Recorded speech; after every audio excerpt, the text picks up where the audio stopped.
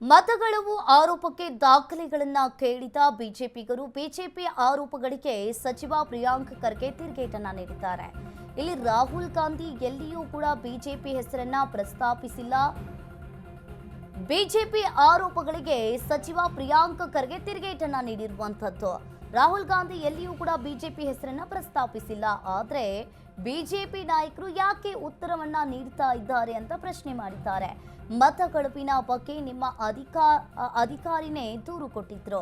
ನೀವು ರಾಹುಲ್ ಗಾಂಧಿ ಮೇಲೆ ಆರೋಪಿಸ್ತೀರಾ ಅಥವಾ ಖರ್ಗೆ ನಾವು 224 ಕ್ಷೇತ್ರದಲ್ಲಿ ತನಿಖೆ ಆಗ್ಬೇಕಂತ ದೂರನ್ನ ನೀಡಿದ್ವಿ.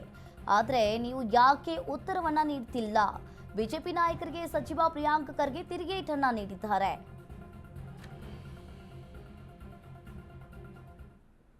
ರಾಹುಲ್ ಗಾಂಧಿ ಅವರು ಎಲ್ಲೂ ಕೂಡ ಬಿಜೆಪಿಯವರ ಹೆಸರು ತೆಗೆದಿಲ್ಲ. In the entire press conference, he did not utter the word Bharatiya Janata Party. Why is BJP responding to Election Commission of India? Who are they to respond? Then outsource ಮಾಡಿದಾರ Election Commission of India spokespersons ಬಿಜೆಪಿಗೆ. ನಿನ್ನೆ ಅಶೋಕ್ ಅವರು common sense ಇಲ್ಲ ಅಂತಾನೂ ಕೂಡ ಹೇಳ್ತಾ ಇದ್ದಾರೆ. I mean, why is BJP responding? Our questions is for the Election Commission of India. ಇನ್ನು ಬಿಜೆಪಿ ಅವರು ವಕ್ತಾರರಾಗ್ಬಿಟ್ಟಿದ್ದಾರೆ. ಅವರಿಗೆ ನಿನ್ನೆ ನಮ್ಮ ವಿರೋಧ ಪಕ್ಷದ ನಾಯಕರದ್ದು ಮಾತು ಕೇಳ್ತಾ ಇದ್ದೆ ನಾನು. ಕಾಮನ್ ಸೆನ್ಸ್ ಇಲ್ಲ ಒಬ್ರು ವಿರೋಧ ಪಕ್ಷದ ನಾಯಕರಾಗಿ ರಾಹುಲ್ ಗಾಂಧಿಗೆ ಅಂತ ಹೇಳಿ. ಈಗ ಇವರು ಇಲ್ಲಿ ವಿರೋಧ ಪಕ್ಷದವರು ಇವ್ರು ಏನ್ ಬಹಳ ಪ್ರಜ್ಞೆ ಇಟ್ಕೊಂಡು ಸಾಮಾನ್ಯ ಪ್ರಜ್ಞೆ ಇಟ್ಕೊಂಡು ಮಾತಾಡ್ತಾ ಇದ್ದಾರೆ.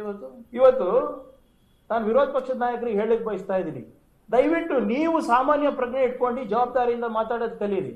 ಬಹಳ ಸ್ಪಷ್ಟವಾಗಿ ನಾವು ಏನೇ ಮಾತಾಡಿದ್ರು ಕೂಡ ಪುರಾವೆಗಳನ್ನ ದಾಖಲೆಗಳನ್ನ ಮುಂದಿಟ್ಕೊಂಡು ಮಾತಾಡ್ತಾ ಇದೀವಿ. ವೆರಿಫೈ ಮಾಡಿ ಮಾತಾಡೋದು ಕಲೀರಿ. ಸುಮ್ನೆ ರಾಹುಲ್ ಗಾಂಧಿ ಅವರಿಗೆ ಸಾಮಾನ್ಯ ಪ್ರಜ್ಞೆ ಕಾಮನ್ ಸೆನ್ಸ್ ಇಲ್ಲ ಅಂತ ತಕ್ಷಣ ನೀವು ಹೇಳಿದ್ರೆ ಆಗುತ್ತಾ? ಉತ್ತರ ಕೊಡಿ ಸ್ವಾಮಿ. ನಿಮಗೆ ಇಸಿಐ ಬಗ್ಗೆ ಎಷ್ಟು ಕಾಳಜಿ ಇದ್ರೆ ಕರೆಕ್ಟ್ ಆಗಿ ಪಾಯಿಂಟ್ ಟು ಪಾಯಿಂಟ್ ಏನಿದೆ ಅಲಿಗೇಷನ್ ಮೇಲೆ ಉತ್ತರ ಕೊಡಿ. ನಿನ್ನೆ ರಾಹುಲ್ ಗಾಂಧಿ